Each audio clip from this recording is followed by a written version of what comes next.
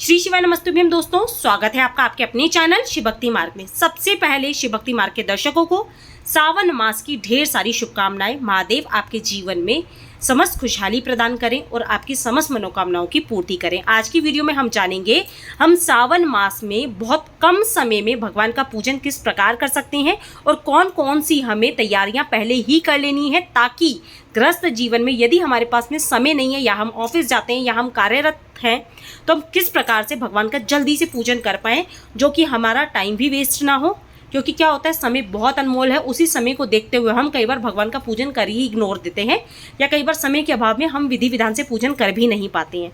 तो छोटी छोटी जानकारी आज मैं आप लोगों के साथ में शेयर करूंगी, लाभप्रद होगी आपके लिए कि सावन के पहले ही दिन आपको कौन सी ऐसी तैयारियां कर लेनी है जिससे कि पूरा माह सावन का आप बहुत आसानी से भगवान का पूजन अर्चन कर सके।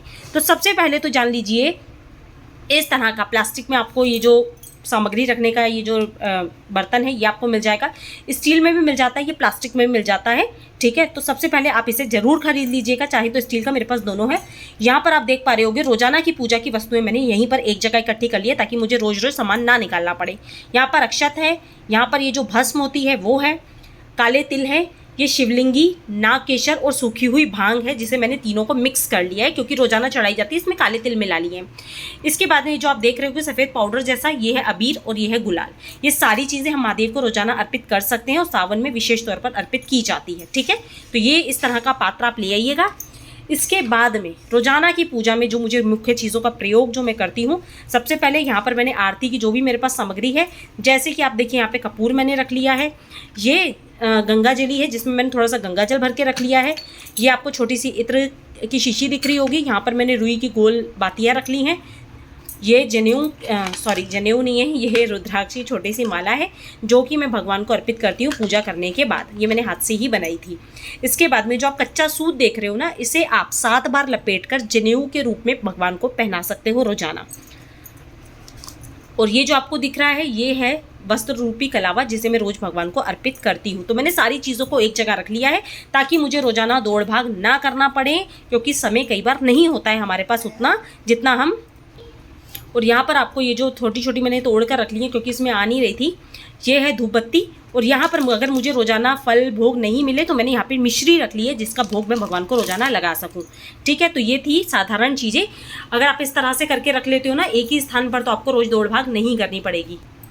और यहाँ पर मैंने रख ली है हरी हरी बेलपत्र ध्यान रखिएगा कहीं से भी कटी फिटी नहीं होनी चाहिए, इस तरह की साफ स्वच्छ बेलपत्र होनी चाहिए। डंठल को ऊपर से आपको तोड़ लेना है। इसे चाहें तो एक साथ हफ्ते भर के लाके आप फ्रिज में स्टोर भी कर सकते हैं। बेलपत्र पे भी मैं वीडियो बनाऊंगी, सावन में किन बातों का बेलपत्र चढ़ाते समय आपको ध्यान रखना है। तो बेलपत्र की व्यवस्था आपके पास होनी चाहिए क्योंकि सावन का मास है। ठीक है, अब आपको ये जो दिख रहा है ये है शमी पत्र। ये शाम का समय हो गया है इसलिए ये थोड़े से इस तरह के हो गए हैं। तो आपको शमी पत्र चाहिए जो कि मेरी छत पे लगे हुए हैं। आपको सफ़ेद अकाओ के भले 2 फूल मिल जाए, आप कोशिश करिएगा यदि आपको मिल जाते हैं। ये है नीले अकाओ के फूल जैसा कि आपको दिख रहा है। और ये पुष्प की जो मेरे पास व्यवस्था है, चाहे आपको एक पुष्प मिल जाए, आपकी छत पे भी हो तो आप उसे भी तोड़कर चढ़ा सकते हैं। ठीक है, यहाँ पे पुष्प की व्यवस्था मैंने कर ली है। अब जो रोजाना आपको थोड़ी सी सामग्री की आवश्यकता पड़ेगी वो ये पड़ेगी जो आपको ताजी ही रखनी पड़ेगी। यहाँ पर एक ही थाली में मैं क्या करूँगी, सारी चीज़ों को व्यवस्थित मैंने कर लिया है और ये मंदिर की जगह पे ही यहाँ पर मैं एक कोने पर इन सामग्रियों को जमा लूँगी ताकि मुझे दिक्कत ना हो। यहाँ पे मैंने जल का पात्र रख लिया है पूजा के लिए।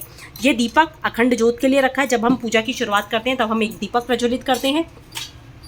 ये दूसरा दीपक मैंने आरती के लिए रख लिया है और ये मैंने कपूर जलाने के लिए छोटा सा दीपक रख लिया है। अब ये एक्स्ट्रा कटोरी मैंने भोग प्रसाद के लिए रखी है ताकि मुझे रोज रोज उठकर जाना ना पड़े।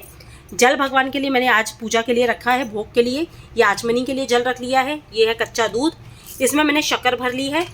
ये दही रख लिया है। घंटी हमें आरती के लिए चाहिए होगी और इसमें मैंने घी रख लिया है। इसमें मैं शहद रखना अभी भूल गई थी, तो छोटी शीशी में यहाँ पे शहद की भी रख लूँगी क्योंकि मुझे पूरा महीना भर शहद भी चाहिए होगा।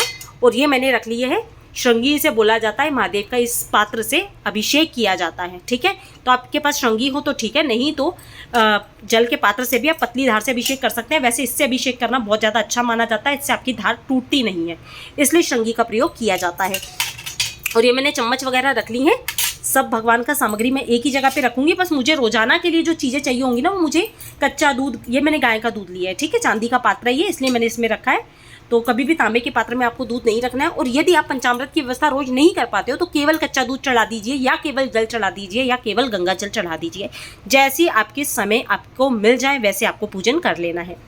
अब बारी आती है भोग की। तो जैसा मैंने आपको यहाँ पर दिखाया, यहाँ पर मैंने मिश्री रख ली है, परंतु आज मेरे पास भोग में सारी सामग्री थी तो मैंने ये रख लिया। और जब मेरे पास फल वगैरह नहीं होते, मिठाई नहीं होती है, तब मैं केवल मिश्री का भगवान को भोग लगा देती हूँ, क्योंकि भगवान देखिए भक्ति भाव के भूखे होते हैं और आपके भोग प्रसाद के भूखे नहीं होते। यदि व्यवस्था हो पाए तो बिल्कुल व्यवस्था करके रखें। अब बारी आती है शिवलिंग के लिए। पूरे सावन माह में मैं पार्थिव शिवलिंग बनाकर उनका पूजन करती हूँ। ये जो मिट्टी है ये हमारे यहाँ पर महादेवगढ़ है, वो बहुत बड़ा वहाँ पे शिवलिंग का आयोजन किया जाता है, रुद्राक्ष के शिवलिंग बनते हैं। तो वहाँ से ये मिट्टी की पूजन अर्चन होने के बाद ये मिट्टी हमें मिलती है, परंतु मैं घर लाके इसे छान कर इसकी दोबारा से पूजा अर्चना करती हूँ गंगा जल वगैरह मिला के। तो आप चाहें तो पूरा सावन मास पार्थिव शिवलिंग का बनाकर पूजन अर्चन कर सकते हो। नहीं तो आपके पास जो भी घर में शिवलिंग उपलब्ध है, वैसे अभी सावन में आप अपने घर में नर्मदेश्वर शिवलिंग की स्थापना भी कर सकते हो। नर्मदेश्वर शिवलिंग किस प्रकार के होते हैं, उनका पूजन कैसे करना है, वो भी मैं आप लोग के साथ में आगे वीडियो में शेयर करूंगी। तो आज का वीडियो केवल सिंपल वीडियो था जो कि मैंने आप लोग के साथ में शेयर करा कि किस तरह से आपको सावन मास के पहले दिन ही ये सारी तैयारियां कर लेनी होती है। बेलपत्र को 1 हफ्ते के लिए आप स्टोर कर सकते हो। फूल आपको रोजाना थोड़े से ताजे चाहिए होते हैं, तो फूलों की व्यवस्था करिएगा। और जो आपको दूध वगैरह चाहिए उसकी व्यवस्था आप कर लीजिएगा। एक चीज़ का दूध लेते समय विशेष ध्यान रखिएगा, गाय का यदि आपको दूध मिल जाता है तो बहुत ही अच्छी बात है। यदि गाय का दूध नहीं मिलता है तो फिर आपके घर में जो भी भैंस का दूध आता है आप दूध का प्रयोग कर सकते हैं। इसमें घी रखा हुआ है, ये हमारे यहाँ पतंजलि का घी आता है, उसी को मैं प्रयोग करती हूँ, क्योंकि अब घर में शुद्धता से घी बना पाना तो देखिए बहुत मुश्किल होता है और वो शुद्धता हमें मिलती भी नहीं है। ठीक है, तो यहाँ पर गाय का घी मैंने पतंजलि का लिया हुआ है।